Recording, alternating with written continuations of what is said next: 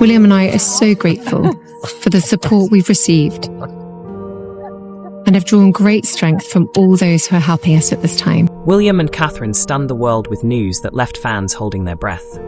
Baby number 4 is on the way, and the royal family is preparing to welcome its newest member. Their announcement was simple yet powerful, filling everyone with a mix of joy and wonder, their emotions evident in the smiles they shared. Millions are already imagining the tiny hands, the laughter, and the royal moments ahead. Yet behind all the excitement lingers one question: how will this 4th child change the royal family forever? In the quiet hours before dawn, Prince William felt the weight of both fatherhood and duty. Waking long before sunrise, unable to fall back asleep, he slipped carefully from bed so as not to disturb Catherine, who rested peacefully beside him. Drawn once more to the adjoining study, he found himself staring at the letter he had already read 3 times. The doctor's clear confirmation that Catherine was expecting their 4th child. Sitting in his leather chair, he picked up the paper with trembling hands and whispered, "Another one," a brief smile flickering before worry chased it away. Rising, he moved to the window as the first hints of dawn brushed the sky, carrying with them the promise of change. The sky glowed in shades of purple and gold as William gazed out over the palace grounds, perfectly manicured and impossibly vast, while the world beyond already began to stir, demanding his attention with meetings, appearances, and duties that could not be postponed or delegated. How could he possibly balance another child with everything else required of him? The question circled his mind like a restless bird searching for a place to land. He was already stretched thin, weighed down by guilt over missed bedtime stories and early departures from school plays. "You'll make it work," he told himself firmly, using the same voice he employed when encouraging George through difficult homework. "You always do." Yet beneath his determination, doubt whispered its dark possibilities. What if this was too much? What if he failed Catherine, the new baby, or the 3 children who already demanded so much of him?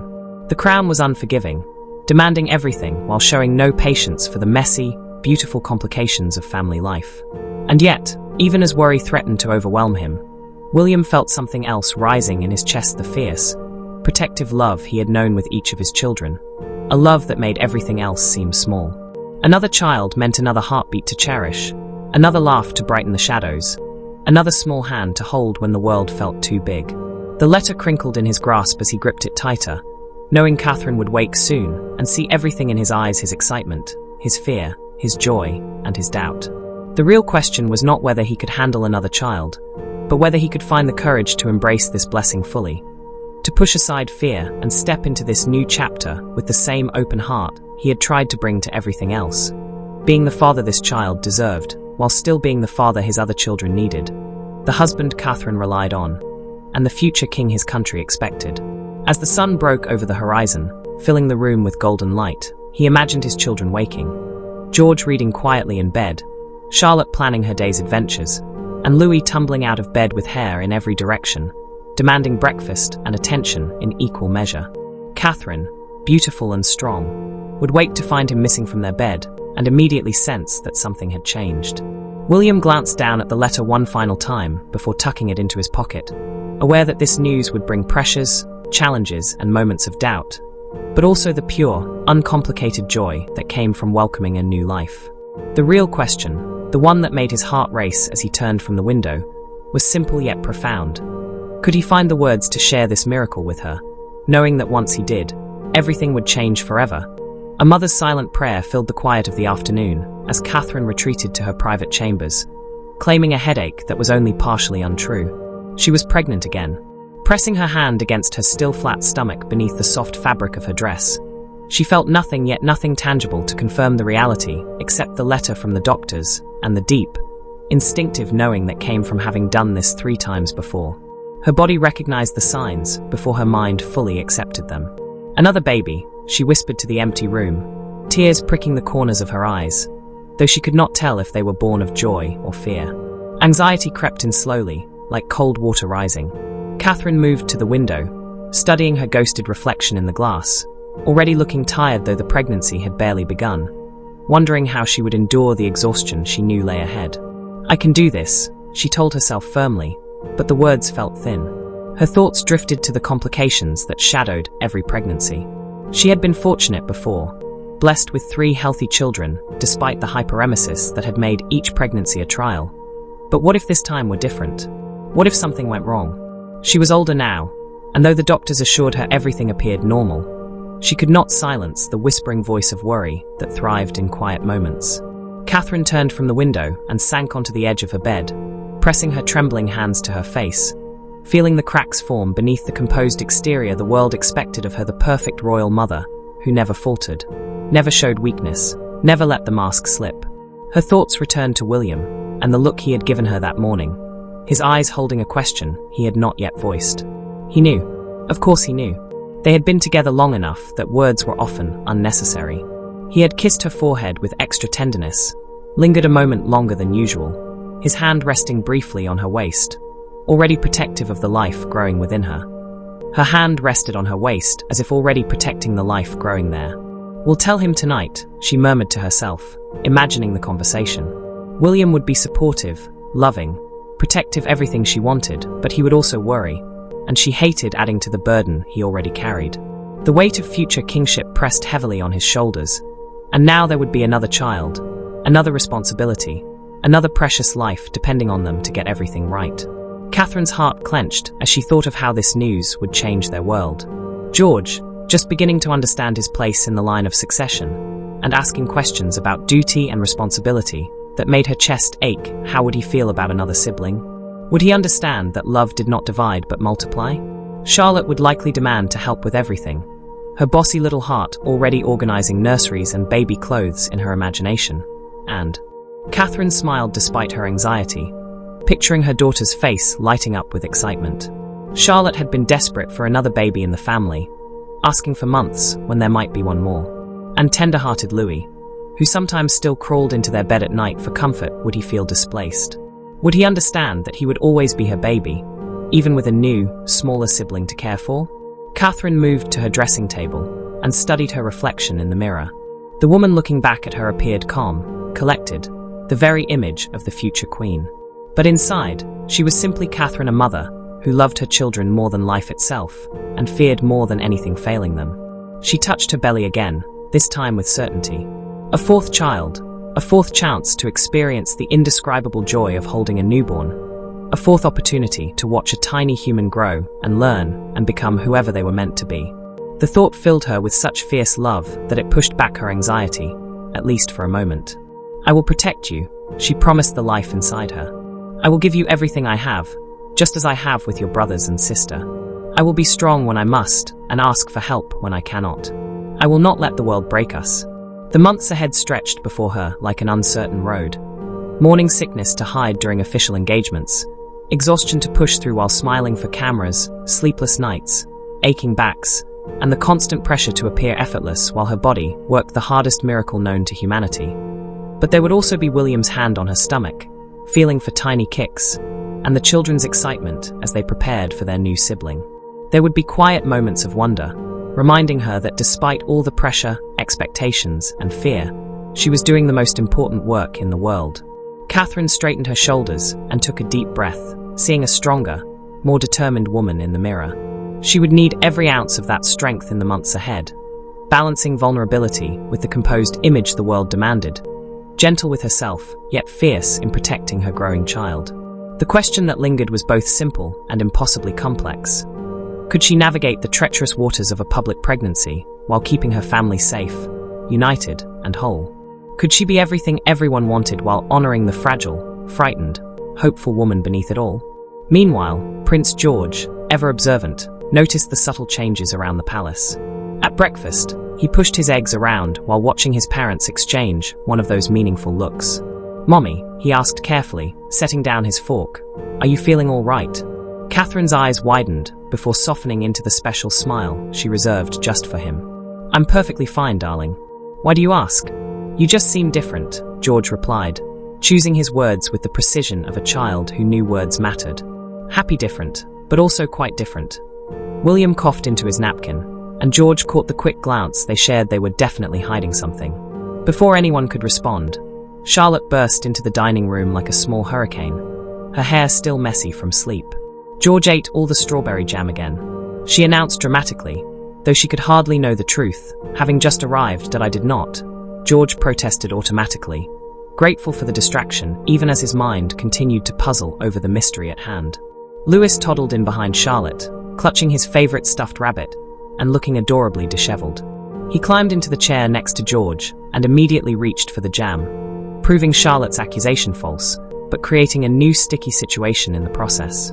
The tension broke, and breakfast continued in its usual chaotic rhythm, with 3 children at the table. Yet George kept watching, noticing the little things that didn't quite add up. Later that morning, in the playroom, he helped Charlotte and Louis build an elaborate castle out of blocks while his siblings argued over who would be the dragon and who would be the knight. "I'm always the dragon," Charlotte declared with the certainty of a middle child claiming her space. "George can be the king, and Louis, you're the baby dragon." "Why am I the baby?" Louis protested, his bottom lip jutting out in a pout that usually got him whatever he wanted. George barely heard them, his hands stacking blocks automatically while his mind wandered to the strange atmosphere in the house. Something was coming, something big, and he could feel it like a storm before the first drops of rain. "What if," he said slowly, "we had another person to play with?" Another sibling. Charlotte froze mid-argument, staring at him. "What are you talking about?" "I don't know," George admitted, suddenly feeling foolish. "Just what if we did? Would that be good or bad?" "Good," Louis shouted immediately, always enthusiastic about new ideas. Charlotte considered it more carefully, her brow furrowed. "Where would they sleep?" "My room is mine." "They cannot have it, that they'd probably have their own room," George said, imagining a nursery filled with the things he remembered from when Louis was tiny, the special chair their mother sat in for feeding, the mobile playing soft music, the smell of baby powder, and the faint scent of the new person he could somehow remember before they were even born. Part of him felt a flutter of excitement at the idea. Another sibling, another playmate, someone else who would understand growing up in their strange world of palaces and protocols, maybe a brother who could eventually share his room and learn things only he could teach. But a smaller, quieter part twisted with something that felt like jealousy. He was the oldest, the firstborn, the one destined to carry responsibilities his siblings never would. Didn't that make him special? If there was another baby, would his parents still have time for him? Still come to his room when he had bad dreams? Still listen when he wanted to talk about hard things, like why people stared?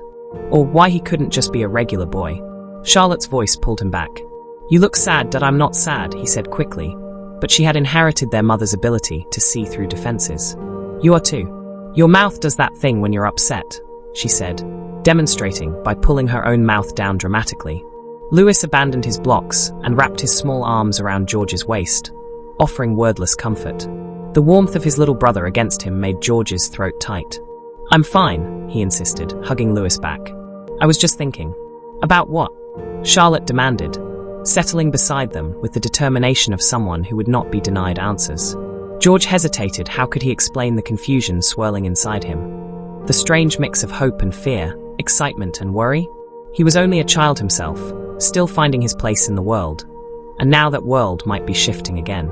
"Just about changes," he finally said, "and how sometimes things change even when you're not ready for them to." Charlotte nodded solemnly, as if it made perfect sense. "Like when they took away my favorite pink blanket because they said I was too old for it." That, George agreed, even though he knew it was much bigger than a blanket. The 3 children sat together in the playroom, creating their own small world within the massive palace. George looked at his siblings, Charlotte with her fierce spirit, Louis with his innocent sweetness, and felt a surge of protective love. If there was going to be another baby, he would protect them too, be the good big brother who helped, taught, and kept them safe. Yet the question lingered, hanging like morning mist. Would understanding this change come easily? Or would the arrival of someone new shift the careful balance of their family in ways none of them could predict? Would his curiosity lead him to embrace this new chapter? Or would the reality of sharing his parents' attention prove harder than he imagined? Across the palace, Princess Charlotte sat cross-legged on her bedroom floor, surrounded by her favorite dolls and stuffed animals, arranging them in careful rows. In her imagination, they were students, and she was the teacher preparing them for the most important lesson of their lives. "Now listen carefully," she said in her most serious voice, addressing a worn teddy bear in the front row. "When the baby comes, you must be very gentle. Babies are small and they cry a lot, but that doesn't mean they don't like you. It just means they cannot use words yet." She picked up another doll and cradled it carefully, practicing the motion she had seen her mother use with Lewis when he was tiny. Though she could barely remember those days, she had studied family photographs, committing every detail to memory. How to support a baby's head, the soft sounds to soothe them, the patience required when they couldn't communicate. "I'll be the best big sister," she whispered to the pretend baby. "I'll teach you everything." Her mind filled with possibilities that made her heart race with excitement, showing the baby how to pick the best flowers from the garden, reading stories in different voices like her mother did, teaching bravery when photographers appeared, smiling even when shy, and remembering that kindness mattered more than perfection. Charlotte stood and moved to her window, looking out over the palace grounds. Somewhere in this vast building, her parents moved through their day, and she had noticed the change in them, just as George had. Her mother's face held a secret glow, a precious secret locked inside her chest, and her father seemed distracted, his mind wandering even when he was supposed to be listening. She had heard them talking late last night, voices drifting through the hallway when she had gotten up for water, though she could not make out the words. Them, heavy but tender, like a bridge between fear and courage. Catherine reached out and took Charlotte's hand, squeezing it gently. "Oh, my brave little girl," she said softly. "You already are that, sister. You love your family so much, and that love will only grow. A new baby won't change that. It will give you even more chances to show how kind and strong you are." Charlotte looked down at their hands, her fear mingling with relief, a tiny spark of hope igniting. She realized that being a sister wasn't about losing attention or rank. It was about the ways her heart could stretch to hold more love than she ever thought possible. Catherine leaned closer, her voice low, almost a whisper. "We'll all figure it out together, Charlotte. You, George, Louis, and me. This family, you are stronger than any worry." Charlotte nodded, the tension in her shoulders easing, imagining the tiny new figure she had hesitated to draw, and for the first time, she pictured it with wonder instead of fear. The change ahead wasn't something to dread, it was another adventure, and she would meet it with the same courage she used for everything else in her life. Nothing would ever change. George knelt beside him, carefully placing a hand on his brother's shoulder. "It's okay, Louis," he said softly, trying to sound as calm as he could. "I don't know why it feels different either, but we're all together. Nothing will break us." Louis sniffled and leaned into George, the comfort of his big brother helping, even if just a little. Charlotte, still hovering nearby, watched them both, her earlier excitement mixed with a new sense of responsibility. She knelt down as well, placing a tentative hand on Louis's back. "It's okay to be scared," she said, her voice gentle, mimicking the way she had heard her mother speak. "We're all scared sometimes, but we can figure it out together." Louis blinked up at her, seeing the concern and courage in her eyes, and a tiny spark of trust lit within him. For a moment, the fear that had been pressing on him loosened. He wasn't alone. George and Charlotte were there, and their parents were near. Even if Catherine had stepped away to tend to other tasks, did I end the quiet that followed? The three siblings huddled together on the playroom floor, a small island of comfort amid the uncertainty that seemed to hang over the palace. Change was coming, something they couldn't fully understand yet. But in that moment, George, Charlotte, and Louis realized something crucial. They had each other. And no matter how different the days ahead might be, that bond their family was strong enough to hold them through anything. And somewhere in the palace, Catherine watched from a distance, her heart swelling with quiet pride and love, knowing that her children were already learning the greatest lesson she could ever teach them. Love, courage, and family could weather even the biggest changes. Her hand in his, their fingers intertwining naturally, and he leaned slightly against the balustrade, watching the roses sway in the soft evening breeze. "It's not perfect," he said thoughtfully, "but it's ours. And we'll do everything we can to make it safe, kind, full of love." Catherine nodded, her gaze dropping to the stone floor below. "I worry about how it will change everything for the children, for us, for me. I want to be strong, but sometimes I feel so fragile." William's thumb traced small circles over her hand. "Fragile doesn't mean weak," he murmured. "It means you feel deeply, and that depth, that love will guide us through. The children, they'll adjust. We'll help them. We'll all grow together." She looked up at him, and he met her eyes with that quiet steadiness she had always relied on. "We'll show them how to love the new baby without losing themselves," he continued.